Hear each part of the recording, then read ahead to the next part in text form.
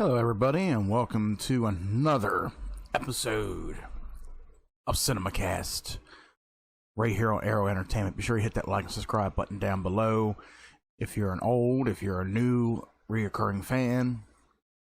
Also, be sure to check out our other streaming platforms, Kick and Twitch. Everything is down in the description section, and if you want to be part of our Discord, if you are on Discord, if you want to be part of that, catch up with the latest on gaming, anime, music, whatever, click that link down below and join us today. So, and I know it's been a little over a week for this review. I wanted it to settle in because this is one of those movies where people will say, don't spoil it, don't spoil it. I even got a friend who, when I first watched it, and I was telling him, dude, this movie was fucking awesome, and he was like, don't tell me anything about it, don't spoil it from here, I'm gonna tell everybody on Facebook you're a dick. It's expected, you know. We fuck with each other and all, but yeah, these movies. Okay, when it comes to any Marvel movie, people are always excited to see a superhero movie as such. And there's got to be, what, maybe 50, 60, 70 superhero movies out there within the last 60, 70 fucking years, you know, and it's all between Marvel and DC and other distributors and such, even different comic series. Just like, how many times do we gotta have a Superman or a Batman movie out there, you know? But there's other characters that have filmed more comic book based movies than, you know, well, or they're about on par with a Batman movie. But then there's other, you know, certain actors that portray certain characters for multiple roles, such as in this movie, Hugh Jackman returns as the titular character Wolverine. And yes, if you've watched the trailer, if you've seen the screenshots from the movie, he does don the iconic yellow and blue suit, which is from the comic series and from the animated TV series from back in the 90s. If you guys grew up in the 90s, if you remember watching that on Fox Kids Afternoon, you know, you had Spider-Man, you had X-Men, a whole bunch of other iconic cartoons and such. And, you know, just for Hugh Jackman to finally don this suit, and there's even a scene. Now, before I get into the review, I will say, by this time, you guys probably saw Deadpool and Wolverine once, maybe twice, or if you like me, saw it 3 fucking times, because that's how awesome this movie really is. Then you won't mind any spoilers. You won't mind my review, my opinion on this movie. But if you have yet to see this movie, stop this review right now, go watch it, and then come back. So, in the movie, there is a scene where Deadpool makes a statement about Wolverine donning this iconic suit and looks at the camera. He's like, well, that only took 20 fucking years. Which is, I want to say, just a little over 20 years. Because X-Men, the first X-Men movie came out, and I think, yeah, it came out in 2000. And that movie was astonishing within itself as an X-Men movie. You know, like, this was really gonna spawn a franchise of movies that were, well, some would think would be incredible. You know, X2 was probably the best in the entire franchise, and then you had X3, The Last Stand, which I like it. It is entertaining. It is enjoyable, but it's not, well, at the time, it wasn't the best X-Men movie out there. And I guess they didn't continue on from, you know, from that point on out. But you had other movies that came out, like X-Men Origins. They were going to do origin stories of each character. You know, they started with Wolverine, and of course, Wolverine, for as good as it was, that was another flop for a lot of people. Especially, like, this was X-Men Origins was the first movie to have Ryan Reynolds star as Deadpool, but they did the character wrong. Deadpool wasn't what he was supposed to be in that movie, but I guess, you know, it's a start of what they wanted to set up for the Marvel universe, you know, for Fox and all. And Ryan Reynolds, he even didn't like that role. In fact, if you've seen Deadpool 2, there is a post-credit scene where he gets a hold of Cable's time machine device, and he goes back and makes some subtle changes throughout history and films, such as shooting off and killing Deadpool from X-Men Origins, to putting a bullet through his head for reading the script for Green Lantern. There's even one where you won't see it on TV, but there's a scene in there where he goes back to, oh god, I think it's like the early 1900s, where he ends up burping or changing baby Hitler's diaper or something. Yeah, and he's like, "Well, you expect me to kill a baby or some shit?" You know. But it was pretty amazing. But yeah, you know, these two characters, Ryan Reynolds and Hugh Jackman, you know, they finally teamed up, and they finally got together for this movie. And it was even said that development for a third Deadpool movie began at 20th Century Studios, and this was well before Disney bought him out. Of course, Disney bought him out in I think it was 2022. I think it was. But the development for this began in November of 2016, but was placed on hold after the studio was acquired by Disney in March of 2019. Okay, so it's 2019. God, it didn't feel like so long ago. I felt like they acquired Fox only, what, 2-3 years ago. Damn, 2019 is when they acquired it? Wow, I didn't think it was that long ago. Well, I know Disney acquired Star Wars back in like 2015, 2016, somewhere around there. But then they finish it off and say, oh, we're going to buy Fox, you know, because Disney is running a monopoly of things. You know, Disney is a monopoly of things. They're buying out all these, you know, movie distributors, and let's just say movies are either going to get worse or they're going to get better for a different type of audience. And it's like the whole movie experience is a whole movie going experience for people who go to theaters is like, it's just not going to work out too well. Control of the character, control of the character and Fox's X-Men film series was transferred to Marvel Studios, which began developing a new film with Reynolds. It integrates Deadpool with the Marvel Cinematic Universe and retains its R rating from the previous Deadpool movies, making it the first for the MCU. And I think that's what a lot of people were worried about, because the last two Deadpool movies were like a hard R with the violence and the language and such. And everybody was worried, is Marvel going to actually fuck this up, you know, with this movie? But luckily, they didn't. And they told people, they said, don't worry, this movie is rated R. It's going to be just like the other two. You know, just because Disney owns this movie doesn't mean jack shit, basically. Now, just a little brief history on Disney. You know, Disney has a lot of subsidiary side companies, you know, throughout the 80s and the 90s, especially one like with Touchstone Pictures. Touchstone Pictures is under Buena Vista Films. And with Touchstone Pictures, they had a ton of movies that were R-rated back in the 1980s. And God, there was quite a few that I remember, and not off the top of my head, you know. And they were subtle, R-rated, you know. It was always about the subjective matter or the language in the movies and such. Now, if you want something that is a hard R for Disney, and this is probably one that people probably wouldn't believe me on, it's like, you know, if you do enough research, you will know what I'm talking about, and that is New World Pictures. And I did my research with New World Pictures, and that's another subsidiary that came out in the 1980s that was bought by Disney or owned by Disney. And then I think it was bought out by somebody else in the 90s or the early 2000s, I believe. But New World Pictures, yeah, they distributed movies like Hellraiser. Hellraiser was a very hard R horror movie.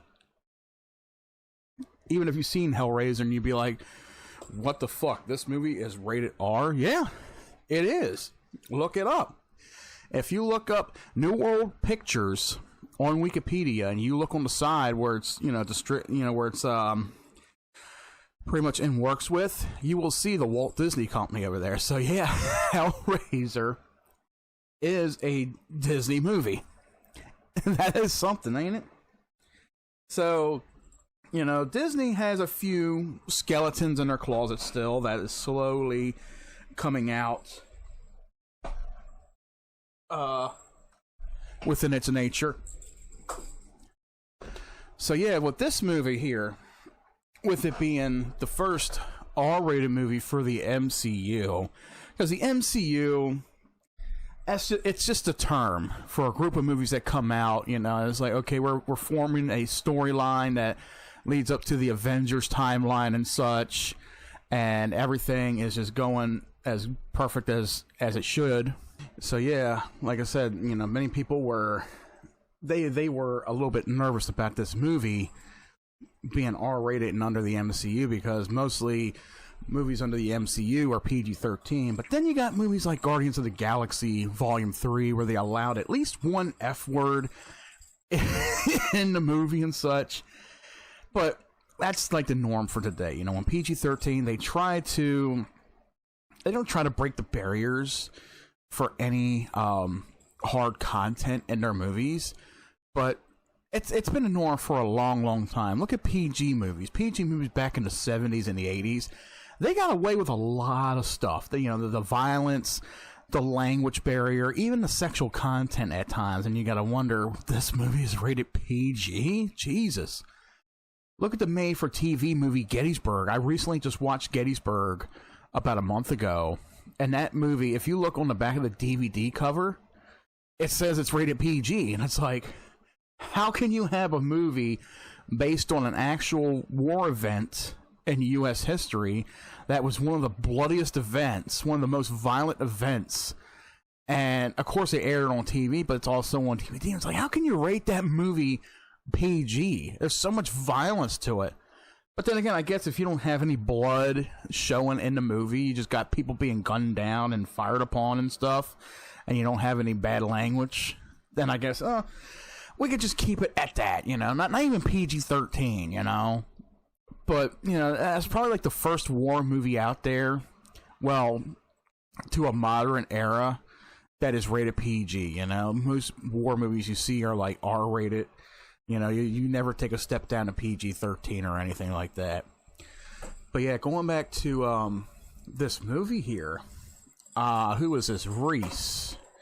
I'm reading up on somebody named Reese and Wernick. Okay, I guess they were writers. Okay, writers Reese and Wernick returned from the previous films for rewrites by March of 2022 when Levy was hired. Okay, Sean Levy was hired as a director. Then, along with Reynolds and Wells, had difficulty figuring out the film story until Hugh Jackman decided to reprise his role as Wolverine from the X-Men films in August of 2022.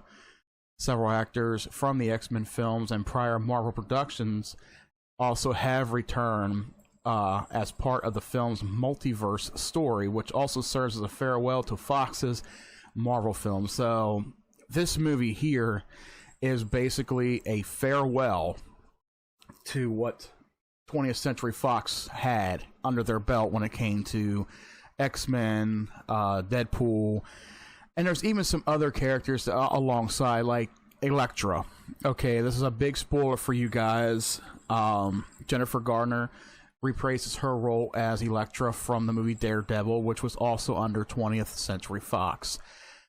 Channing Tatum, who reprises his role as the Gambit from, I think it was from X-Men Origins, the Wolverine. It was one of those movies. It was that one, or it was the Wolverine. But yeah, Gambit is back. That's another 20th Century Fox giveaway. And then you got Daphne. God, what was her name? Because I'm looking it up right now, guys. It was Daphne. Oh, wow. See, I'm not fully prepared for this, you know, at all. Let's see here. I'm looking through. Yeah, Daphne King. There we go. Daphne King reprised her role as Laura, or X-23, from the movie Logan. So yeah, she had to have made a return in this movie, because in this movie there's a lot of throwbacks to the movie Logan, and I will explain why in a little bit with spoilers for you guys. Tyler Mane, who originally played Sabretooth in the first X-Men movie, he makes a comeback. Aaron Reed as Juggernaut, but he was last portrayed by Vinnie Jones in X-Men 3 The Last Stand. And there's quite a few other characters that you will see in this movie. There's even the same character who portrayed the same actor who portrayed the character Toad in the first X-Men movie. Yes, he is back in there. So there's a lot of throwback characters that you will see in this movie. And it's just like so many cameos. It's like so many. It's like they took all the main characters that people remember from the previous films, and they put them all in one. It's like this is like one big superhero movie. It's not like the Avengers, where Avengers Endgame, you have all these superheroes from every Marvel movie out there. Like Black Panther, Captain America, Iron Man, Spider-Man, all of them. This is almost like an homage or a parody of, well, not really a parody of it, but you will get the gist if you've seen this movie. Like there's a lot of throwback characters, at least mostly from the X-Men series. And then the biggest one of all, who wasn't under 20th Century Fox, but was under a New Line, I believe it was the movie Blade. And you got Wesley Snipes, who returns as the role of the character Blade. And even though he doesn't have too many parts in it, he doesn't have too many parts, he doesn't have too much dialogue in the film, but it is just enough to make people, scream to the screen like, "Oh my God, he's back, he's back." Like there's even a scene in the movie where Wesley Snipes makes the comment. He was like, "There's only one blade. There was always one blade, and there will still always be one blade." that was a pretty hilarious scene, with Wesley Snipes. It was good to see him back in that role, because apparently way back when in 2004, when Wesley Snipes filmed the movie Blade Trinity, he apparently had some issues with Ryan Reynolds. And not just Ryan Reynolds, but with most of the team who was filming the movie, the director and all that. And so there's a really bad story to the background of filming Blade Trinity. And of course, it was a flop in the trilogy. I liked it for what it was. It was pretty entertaining, but it was probably a bad end to the trilogy and ended on a very bad note. But, over the years, Ryan Reynolds and Wesley Snipes, they made up, they rekindled their friendship, and, he brought him back on board, as Blade in this movie. So it definitely will make a lot of people happy to see him alongside other characters and such. Now, what is the movie about? And I will pretty much base it for you guys without spoiling the entire thing. There was another character I forgot to mention. Chris Evans, who portrays Captain America, and you all know him for Captain America, but you all forget that he portrayed Johnny Storm, or the Human Torch, in the Fantastic Four movie, which came out in 2005. And the scene with him in it's comical, but it's also very teary to some people to see. Oh my God, it's good to see him back in the role as Johnny Storm. Like the Fantastic Four films, the first two, the first one and Rise of the Silver Surfer, they weren't that great, but they were very enjoyable, and they do have a cult following. They do have a selective audience that enjoys those movies. And then you got the remake, which came out many years later, which bombed badly, and I still ain't watched that movie, and I refuse to watch it because of that. But they're trying desperately hard to bring the Fantastic Four back and into the Marvel Cinematic Universe, and they're trying to do it, with style. And of course, in this movie, he has a brief role as Johnny Storm, and of course he does get killed off. There is a spoiler. He does get killed off in a comical way, and it's just everything is just like a slap in the face at this point, from the Deadpool character. Now, mind you, Deadpool movies are meant to break the fourth wall. Same thing with the comic series. Same thing with the video game Deadpool. Everything is meant to break the fourth wall. Nothing stays within character of its confinements. The character itself speaks to the audience, makes references outside the movie. That's what makes these movies really great. That's what makes them really comical. So pretty much after the events of the time warp scene, the post-credit scene from Deadpool 2. After he made some changes, he has come to the realization that he's not really doing much with his life. You know, there's really nothing much going on. He ends up losing his girlfriend, Vanessa, but he still has her as a friend. He still has all these friends, and that's like the best moment of his life. Is, you know, now he's no longer donning the Deadpool suit. You know, he's just spending out the remainder of his life, whatever he can, with his friends. And then there's this group of agents from the Time Variance Authority show up at his apartment, and of course you see that in the trailer, where they basically kidnap him or capture him and bring him to a character which is introduced, and his name is Mr. Paradox. And Mr. Paradox, I think, is a character that is he does pop up, I think, in the comic series. If you know, unless I'm mincing that, you guys can correct me on that in the comment section. But yeah, but he has made a choice. You know, he's given a choice because he has a chance to where he can join up with the Avengers, which is what is leading up to another Avengers movie. There's going to be no Iron Man because, well, now everybody knows that Robert Downey Jr. is going to play Victor Von Doom in Avengers Doomsday. So Deadpool has a you know, this is a chance to bring Deadpool into the MCU and incorporate him with the original Avengers and whoever else is involved with it, along with Wolverine. So there is a new multiverse plot going on here, and of course, you know, ever since Endgame ended and you had Doctor Strange and those movies like that where they focus on the multiverse, it's becoming a whole new thing. Ever since Endgame, it's like, okay, we're going back to this time. There's like time travel, different universes that cross over. So it seems to be a new thing. Like they're going along with like how the comic books go, basically. You know, how this comic meshes with this comic, meshes with this character, meshes with that character, and such. So this is a multiverse thing, and it takes it out of proportion and does it in a hilarious way, where now he's talking about a sacred timeline within his universe is starting to evaporate slowly because the timeline anchor is because the timeline anchor has been killed off and the timeline is deteriorating.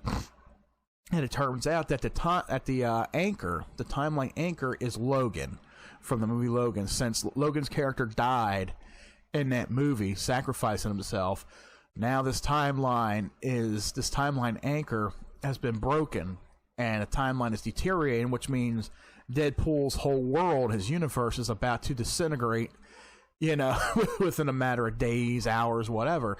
So now he is given a choice. Either he can step aside into another universe where he can join up with the Avengers, which is his lifelong dream, or he can find a way to stop this anchor from deteriorating and restore his timeline to its original, which is what he chooses. He chooses to go back in time to different multiverses, to different universes, and find the proper Wolverine to help him fix this. And he ends up finding what is said to be the worst Wolverine out there. But as they fight, between their differences, they have different differences about each other. They fight each other 2 or 3 times in the movie, but then they settle their differences at one point, and they meet up with the other group of characters, and they are able to stop one of the new characters that is introduced, named Cassandra Nova, who is the powerful and sadistic twin sister of Charles Xavier, or Professor X from X-Men. And there is a lot of amazing fighting scenes, a lot of great special effects in this movie that take place. And everything is done. They got a time limit on getting this paradox, getting this whole timeline situated, confronting Paradox, confronting Cassandra Nova about it. And there's just so much to talk about with this movie. And I just don't want to spoil it a lot for you guys. I've already spoiled quite a bit for you all, especially if you've seen a lot of a lot of scenes on YouTube, a lot of scenes on TikTok, a lot of screenshots on social media, especially with now the opening sequence to the movie is Deadpool dancing to NSYNC's Bye Bye Bye. So that shot, that music video, it shot NSYNC up there in the fucking ratings. Like, if it wasn't popular back in the day, if it wasn't as popular a year or two ago, it's very popular now because of this movie. Even NSYNC, or whoever runs their YouTube channel, went to the YouTube channel and changed the title to their video, Bye Bye Bye, and said this is the original song from Deadpool and Wolverine. I find that hilarious that they went along with it. They're like, oh god, our song was used in the movie. That is fucking awesome. But of course, you know, when it comes to adding music to a movie, you gotta get the artist's permission. Whichever company they work under, who owns the music, you gotta get their permission. You gotta buy a license to the song in order to use it in the movie, and that was a great addition to the movie as well. Now, I will say that this movie, it does end on a very, very positive, good note. It really does. It ends on a very positive note, and nobody could ask for a greater ending with a movie like this. Now, there are some post-credit scenes. You know, there's one that changes one particular scene in the movie, which is hilarious. And then there's supposedly an after-credit scene, an end-credit scene, and I don't know what that is. It hasn't been posted online yet, and I haven't really stuck around to see it. Apparently, it has something to do with Spider-Man and Deadpool, or it has something to do with Deadpool possibly meeting up with the Avengers in a future movie, but we shall see with all that. Now, this movie, critics don't like it very much. You know, it's very funny that the critics do not like movies like this. You know, they gave it a 78%, especially on RottenTomatoes.com. You know what the audiences gave it? A 96%. This just proves that, you know, review websites and critics like Rotten Tomatoes, they don't care for movies that do really good with the public. They do not want something like this to be out there. Yeah, and there's one big reason why. This movie pokes fun at a lot of people out there.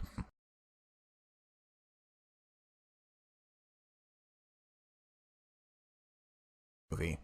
Even rapper Eminem just came out with a new album, and they're so damn offended by it. And it's like, grow the fuck up, man up.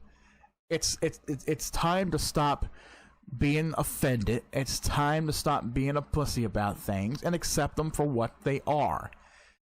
And that's what this movie does. This movie, it really cracks on a lot of things. And it makes a lot of good jokes about it. And if people are offended by it, like, oh my god, like, just don't fucking watch it.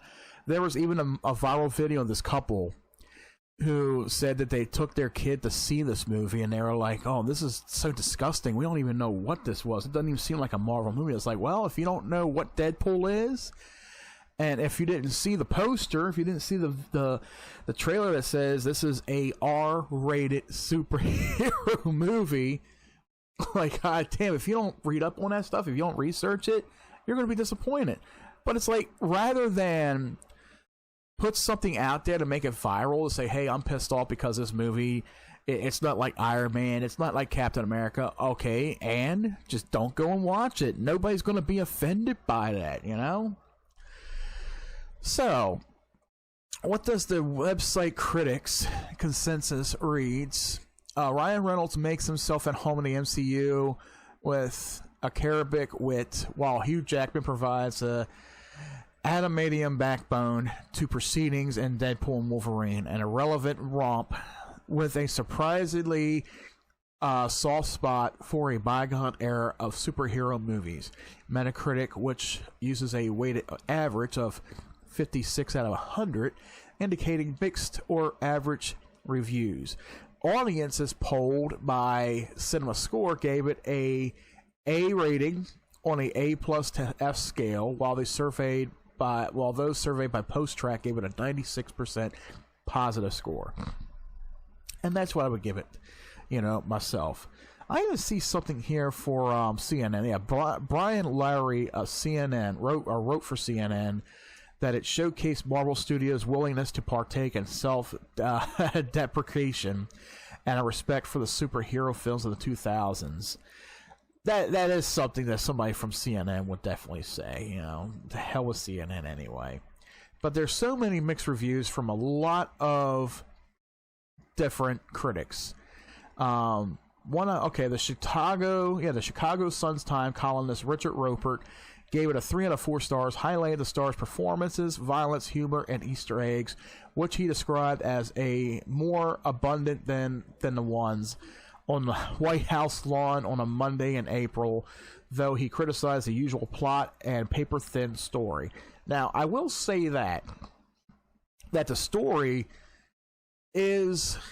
I had to go back a second time and watch it a second time to really understand how the story went and how the story was. And it's very confusing when you first watch it, in a way, and you're like, okay, how does this, you know, what's going on? We know it's something has to do with the multiverses, and there's going to be a lot of this and that going on. But what's the actual story here? And when you watch it a second time around and you pay more close attention to the details of the story, and you're like, oh, okay, now it fits together. It goes together very well. So it's like, it's not just a movie that makes fun of these kind of things. It's something that has a serious tone to it that you got to go along with. Everything else in the movie just makes it 100 times more enjoyable. And I think that's where this movie has gained its big audience rating from, is the fact that you got both of these iconic characters. They're together. Hugh Jackman is back as Wolverine, donning the iconic suits. You know, they have a couple good fighting scenes within the movie. You got a lot of good cameos, you know, a lot of good actors coming back portraying certain characters. There's just so much in this movie that is happening within a 2-hour limit. And yes, it's like an hour and 59 minutes. Even like within the last 10 minutes of the film, you know, Deadpool makes a joke to the camera saying, "Don't worry, we're in the home stretch. Don't worry." You know, so yeah, this movie is only 2 hours long, because you figure a typical Marvel movie is like 2.5 hours, almost 3 hours long. Like, look at the Avengers. Like, I think Endgame was just over 3 hours. I think it was like 3 hours and 10 minutes or something like that. Like, the theater, you know, the audience going to the theater, they don't have that much time to sit in the theater to watch a 3-4 hour movie, you know?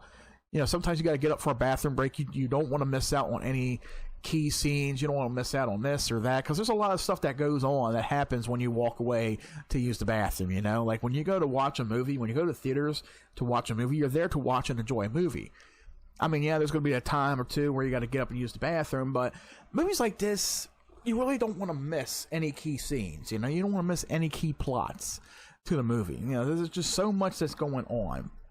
So for this movie to be just about 2 hours long for what it was, you know, it had a good amount of action in it. It had a good amount of comedy in it. You know, this is a Deadpool movie, you know, and to have Hugh Jackman, the way he worked, you know, he bounces off of Ryan Reynolds, you know, both characters, it works out perfect. You know, it's like this movie should have been made long ago. And it came out at a time where it's like, yes, the theater going experience, this is something that it definitely needed. Especially for, I think this should be considered a summer blockbuster event. Because, you know, people are talking about it nonstop. It's all over social media. There have been bootleg scenes popping up on TikTok and Instagram and Facebook. So it's like, yeah, people are spoiling the movie for you guys in a sense. So if you guys have not seen this movie at all, it's like, go out there and watch it. It's that good. Like I said, I've seen it 3 times myself, and I enjoy it every single time. It's a Deadpool movie, so. But yeah, what do I give this movie as a rating myself? I would say this movie gets a 9.5 out of 10. 9.5 out of 10. It would be a perfect 10, but like I said, with any movie that you go to, there's always just that one little tidbit that just keeps it from being almost perfect, you know? And like I said, the way the story is, the plot of the movie, yes, it's there, but at times it's barely there, but it's there. It's there. It's like it's there, not in the foreground. You know that it's there. Something, and then you, like later on in the movie, you're like, okay, we got to go back to this point, and then another subplot pops up, and another subplot pops up, but they're all related to the original plot to make you to almost kind of remind you that hey, there is a story to this movie. But like I said, there's just so much going on that has the audience pumping and cheering and laughing. And I think, you know, that makes this movie so enjoyable. That's why people love this movie. There's a lot of movies out there that have a plot that people really don't even pay attention to. They just come to watch and they say, this movie is very funny. There's a lot of action to it. Well, what happens? What's the story? Well, I don't know. I just went and watched it and I love the fuck out of it, you know? And that's mostly what they remember from this movie. Or any movie at that. Like, what do I remember from this movie? Okay, In Sync. That's the biggest thing. Because let me tell you something. After seeing this movie, that song will be burned in your brain for fucking days on end. Just like for me, you know, the fight scenes were awesome. The cameo scenes were amazing. Do I remember much? Yeah, the ending was pretty cool. It was fun. Especially when, you know, Hugh Jackman is standing out in the middle of the street, you know, with Ryan Reynolds right there, and he pulls the iconic mask over his head. And it's almost like you don't even see that in the trailer or anything. It's just like that one thing that's hidden from the public until you see it in theaters and you're like, oh my god, he even dons the iconic mask from the cartoon and the comic books. And he's just standing there and he just pulls it up from his back, pulls it up and over his head, and it's like, oh my god, this is amazing. So there's a lot of stuff going on, and it just has the audience roaring with laughter and applause. And I would give it that. This movie is definitely, it's very entertaining. If you guys have yet to go see it, please go see it this weekend, next weekend, whenever. See it once, see it twice, see it 3 times. You know, that's how good this movie is. You know, when it comes to Deadpool, all 3 movies are fire. They are all fire. It's very lit. This is like, it's a superhero that mocks superheroes. That's what it is, you know? So, I just gotta give it that. This movie, to me, it's a 9.5 out of 10. Definitely go see it, guys. What did you think about Deadpool, guys? Let us know down in the comments section. And that will conclude today's episode of Cinemacast. Thank you guys so much for sticking through to the end with me here.